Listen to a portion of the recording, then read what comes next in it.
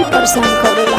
ससुरा के हालचाल बोले के छोड़ी सूतो भातार रोज खोदी के ढोरी। आगे कैसे कटौ सुहाग रात न बताया बोल लगे हेरे भातारा बेहाया, हेरे भातारा बेहाया उठा के परसाया। हेरे भातारा बेहाया उठा के परसाया।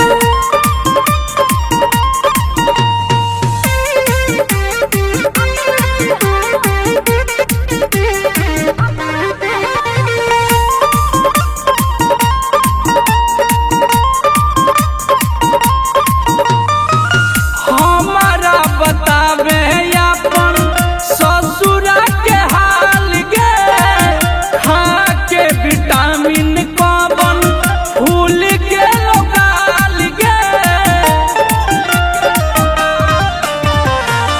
जब बजो तीन चालू करहो मसीन रे अमरी पगिनी गिनी मारो रात दिन रे। आगे भीतर के बात हमको ना बताया हेरे भातारा बेहाया, हेरे भातारा बेहाया उठा के परसाया। हेरे भातारा बेहाया उठा के परसाया।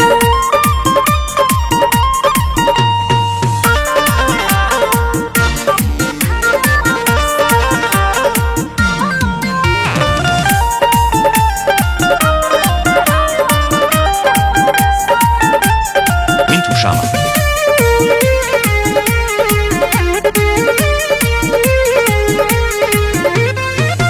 हिललो जवानी तोहर जाके ससुरार गे रतिया में कैसे कैसे कैल को पियब प्यार गे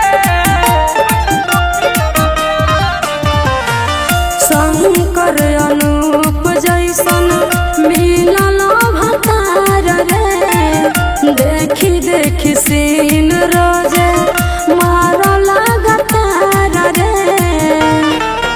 आगे ऐसा सवाद नहीं हमको चखाया